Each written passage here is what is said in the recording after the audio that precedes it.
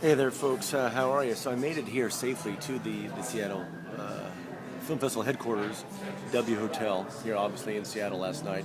Didn't get to bed till about 4 o'clock editing show episode 176. And, it's a very strange experience. It's one of the things we're talking about in the show, and I think that it's a theme that you're going to see develop in the coming year, and that's the disparity between wealth and poverty. In the world, and I want to see how the vast discrepancies of wealth and power on our planet, which of course have always been there, but now we have access to all this information and can quickly disseminate what's going on, and we can quickly move back and forth. Right, so this isn't like the siege of Mafeking back in the day with the British, in which information took forever to get somewhere, and in which, let's say, the people that are being colonized couldn't attack the colonists. Right? But anyway, I bring all this up because last night I got here to the W Hotel and I was looking for some foods. I wandered out into Seattle, after midnight, and basically I almost got mugged. This guy was a drug addict, and he was going to mug me. He was running towards me, he was menacing, and I managed to run away. Hailed a cab.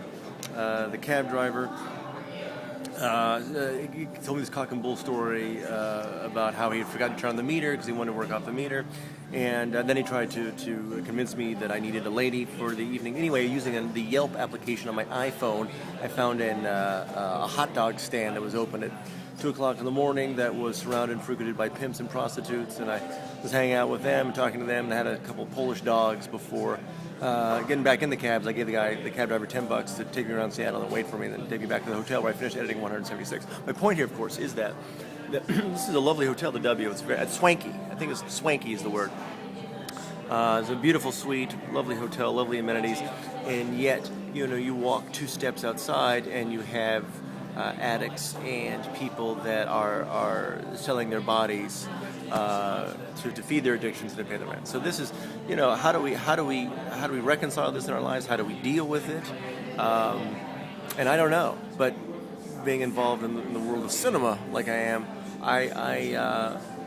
I wonder if these themes are going to become more and more inescapable as we're dealing with this. Because how blind does one have to be to not be affected by this on a regular basis? And of course, I suppose you could argue that, well, this is the condition of mankind, that perhaps there's a whole bunch of evolutionary psychology built into us over X number of thousands of years to deal with this fact that we don't want to see our neighbor as ourselves, right? I don't know. Perhaps I'll bring this up with the Seattle Film Festival creative director, Carl Spence, who hopefully I'll be talking to later today. Looking forward to seeing a lot of pictures. And thanks for listening to my ramblings, because I didn't get to bed till 4 last night, so hence this stream of consciousness, which may only tangentially relate to the Seattle Film Festival and cinema in general. We'll see. Thanks for indulging me as always, folks, and I hope you enjoyed episode 176, our interview with the Monty Hellman picture Road to Nowhere's scriptwriter Stephen Gatos, and our thoughts on Tree of Life.